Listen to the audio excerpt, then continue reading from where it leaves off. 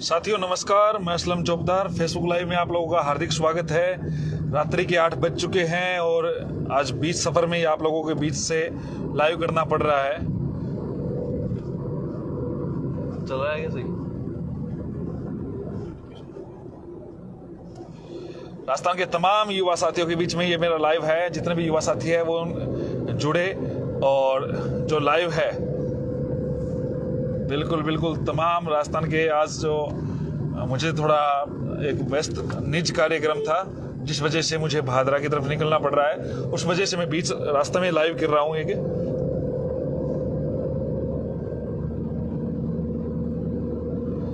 आज एक महत्वपूर्ण जानकारी आप लोगों के बीच में साझा करने के लिए आया हूँ।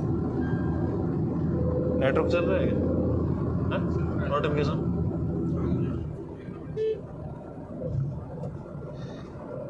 जितने भी राजस्थान के युवा साथी है वो जुड़ जाते हैं एक बार।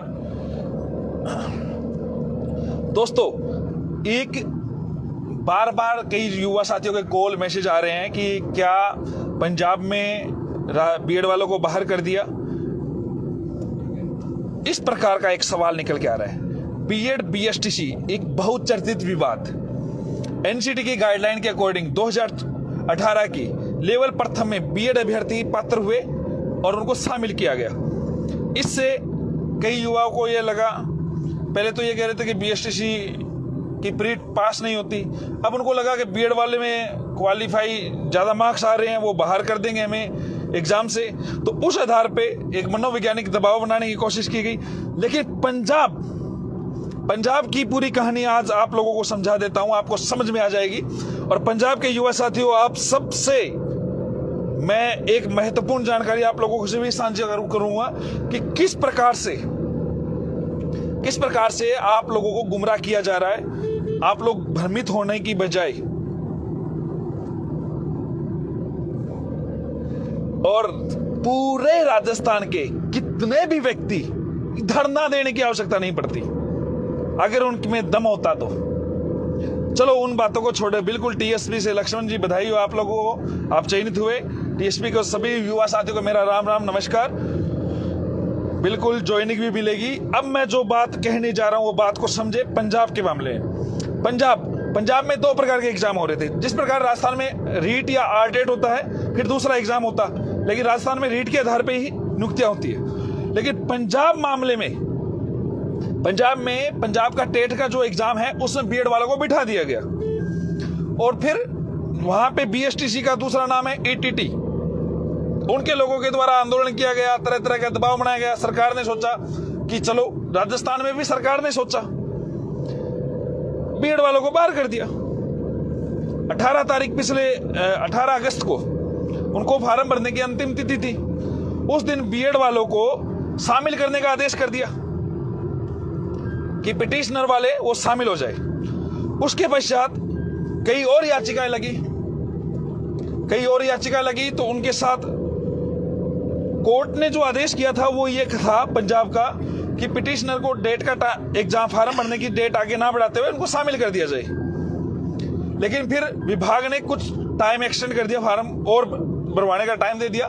तो कई और याचिकाएं कोर्ट में पहुंच गई, तो उनको भी शामिल करवाते हुए ये कह दिया कि हाँ, उनको फार्म तो ले लिया जाए, एग्जाम में बिठाने के लिए अंतिम निर्णय अनुसार फार्म एग्जाम में बिठा दिया जाएगा, अभी एग्जाम में नहीं बिठाया जा रहा। इस प्रकार का आदेश हो गया। फिर परसों जो याचिका थी, जो सुनवाई होनी थी, उसमें नए जज बैठे, रोस्टर चेंज हो गया। उन्होंने कहा अगले बैच में सुन लेंगे, अगली तारीख में सुन लेंगे। कोई बात नहीं, अगली डेट उन्होंने दे दी। अगली डेट दे दी तो 11 नवंबर डेट दे दी। अब सरकार तो कभी नहीं चाहती दोस्तों, और पंजाब के जितने भी युवा साथी मुझे सुन रहे हैं, सरकार तो आपके फेवर में थी नहीं, सरकार का दबाव था। बोर्ड ने एक नोटिफिकेशन कार्ड निकाल दिया, निकालते हुए ये कह दिया कि चलो नहीं है। नोटिफिकेशन निकाला है, लेकिन सरकार अंदरूनी रूप से आप लोगों के साथ भी है। आपके एडमिट कार्ड निकाल दिए, आपको बाहर नहीं किया है। आप एग्जाम दीजिए पूरे मनोयोग के साथ, कल का एग्जाम दीजिए। हजारों की संख्या में युवा साथियों ने फार्म भरे हैं, आप एग्जाम दीजिए बिना कोई डर के। ये जो नोटिफिकेशन निकला है वो अकॉर्डिंग टू रूल्स गलत है। जब मामला कोर्ट में प्रक्रियाधीन है तो कोर्ट ने आप लोगों को अंतिम रूप से कहीं बाहर नहीं किया है। कई लोग आप लोगों को डरा रहे होंगे, कई लोग आपको डरा रहे हैं कि कोर्ट ऑफ कंटेम्प्ट लग जाएगा। कोर्ट ने आपके खिलाफ किसी भी प्रकार का यह आदेश नहीं दिया है कि इन लोगों को अंतिम रूप से बाहर किया जाता है। अंतरिम रूप से आप लोगों को किसी ने बाहर नहीं किया। बिल्कुल डरने की आवश्यकता नहीं है। आप लोग एग्जाम दीजिए, पूरे मनोयोग के साथ दीजिए, पूरी तैयारी के साथ दीजिए, घबराने की आवश्यकता नहीं है। विभाग आपके खिलाफ पहले भी था, आज भी है, क्या फर्क पड़ रहा है। आप लोगों को बिल्कुल सुरेश जी बोलूंगा, सब इंस्पेक्टर भी बोलूंगा, सारी बातों में बोलूंगा, लेकिन आज एक महत्वपूर्ण मुद्दों पे मैं बीच रास्ते में लाइव आना पड़ा है, क्योंकि राजस्थान के तमाम बेरोजगार साथी डर रहे थे। डरने की कतई आवश्यकता नहीं है। वो पंजाब को नहीं, प्रधान राजस्थान है। और हमारे एडवोकेट बिकाऊ नहीं है, यह भी सुन लीजिए। और इनको भी पता होगा, ये धरने ऐसे ही नहीं देते। धरने पे बैठना, दबाव डालने की कोशिश करना, कोई टेंशन नहीं है। अकॉर्डिंग टू रूल्स, एनसीटी के नियमानुसार लेवल पर में बीएड अभ्यर्थी पात्र है। एक बात, सुप्रीम कोर्ट के 40 जजमेंट के अनुसार, नॉट 39, पूरे 40 प्लस ही है, उन जजमेंट के अनुसार योग्यता निर्धारण करने में एनसीटी पावर ऑफ अथॉरिटी है। एक बात। दूसरी बात, 2011 का 12 का जो डिसीजन था, जिसमें लेवल प्रथम में बीएड वालों को बाहर किया था, उसमें भी सरकार बीएसटीसी के खिलाफ थी। सरकार बीएड वालों के साथ थी। सरकार का बहुरोई गवर्नमेंट है, कुछ नहीं बनेगा इस मैटर में। एनसीटी ही जो कहेगी वही होगा, और एनसीटी यही कहती है कि लेवल प्रथम के लिए एलिजिबल है बीएड वाले। दूसरी बात, कई लोगों ने एमएचआरडी को कर दिया। एमएचआरडी ने भी ये स्पष्ट तौर से कहा है कि हम क्वालिटी एजुकेशन के साथ किसी भी प्रकार से समझौता नहीं कर सकते, और जो योग्य है, जिन्होंने ज्यादा नंबर लिए हैं, वो व्यक्ति समान मेरिट बनते हुए वो व्यक्ति पात्र हो जाएगा। आप लोगों को घबराने की आवश्यकता नहीं है। और राजस्थान वालों, कान खोल के सुन लीजिए, वहां पे 60-70 लोग थे जिन लोगों ने हिम्मत नहीं हारी है, और यहां पे आप लोग साथ दीजिए। आप लोगों का साथ जरूरी है। 130 नंबर लेके आप जरूर आए हो, 135 नंबर लेके आप जरूर आए हो, लेकिन अब आप लोगों का साथ भी आवश्यक है। आप निश्चित तौर पे साथ दीजिए और हम इसमें सफल होंगे। और पंजाब के युवा साथियों को स्पेशल अनुरोध है, आप अच्छे से एग्जाम दीजिए, आप चिंता ना कीजिए। आपको किसी भी कोर्ट ने अंतिम रूप से बाहर नहीं किया है। आपके एडमिट कार्ड जारी हुए हैं, आपके एडमिट कार्ड आपको जारी है, आप एग्जाम दीजिए। विभाग ने आपको आमंत्रण भेजा है एग्जाम देने के लिए, और कोई भी कोर्ट ये नहीं कह सकता, कोई भी जजमेंट यह नहीं कह सकता कि जिसको विभाग ने एडमिट कार्ड जारी किए हैं वो एग्जाम नहीं दे सकता। आप एग्जाम दीजिए, आगे का काम मैं देख लूंगा, चिंता मत कीजिए। पंजाब के जितने भी वीर सुरवीर जितने भी मुझे सुन रहे हैं, आपको डरने की कतई आवश्यकता नहीं है।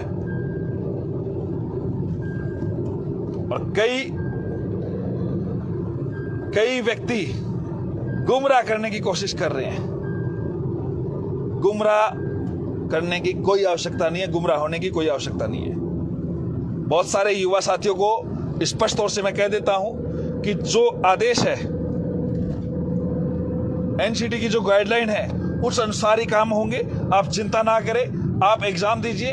और राजस्थान में भी एग्जाम दिया है, राजस्थान में भी अलाउ होंगे। और 26 तारीख को राजस्थान में भी आप देख ले लीजिए, 26 अक्टूबर से एक रन सजेगा राजस्थान के हाई कोर्ट में, और टीम की टीम उतार के रख दूंगा। इन लोगों के समझ में नहीं आएगा कि ये जितने धरने पे बिठा रखे हैं, जितने पप्पू लोगों को, उससे ज्यादा तो एडवोकेट की टीम उतार दूंगा मैं। इनको समझ में नहीं आने दूंगा कहां से क्या बोल रहे हैं। बहुत बहुत धन्यवाद, आप सभी लोग मेरे से लाइव जुड़े हैं। आप लोग ध्यान दीजिए दोस्तों, जितने भी युवा साथी राजस्थान के, याचिका करता है उसे बनना, आप लोगों के साथ गेम खेला जा रहा है, आप लोगों को कमजोर करने की कोशिश कर रही है, लेकिन अपन कमजोर अब नहीं होने वाले हैं। आप लोगों का साथ यूं ही बना रहे। भादरा के जितने भी युवा साथी है, कलाना भादरा क्षेत्र में मैं पहुंच रहा हूं थोड़ी देर में। आज रमेश जी का जन्मदिन है, उसके उन्होंने सुबह से लगे हुए हैं, समय कम था, पूरे दिन व्यस्त था। और बहुत बहुत धन्यवाद आप सभी लोग जितने भी मेरे से जुड़े हैं। आपको पुनः मैं अवगत करा देता हूं कि आप लोग साथ रहे, सत्य में जयते, जीत सत्य की होगी और हम जीतेंगे। जय हिंद, जय भारत।